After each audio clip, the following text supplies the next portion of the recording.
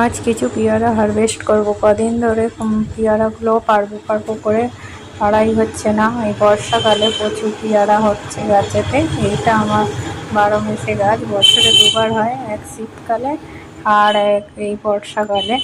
এই দেখো, এইটা আমি পেয়ারাটা পাখিতে খেয়ে নিচ্ছে বলে পেপার দিয়ে বেঁধে দিয়েছিলাম, আর বেঁধে দিয়েতেই না গরমে পচে গেছে, ঘাম হয়ে এটা একদম ভেতরে পচে গেছে। আর এইগুলো দেখো কত হয়েছে, খুব প্রচণ্ড পেয়ারা হয়েছে, প্রচুর গাছ ভরে গেছে পেয়ারাতে।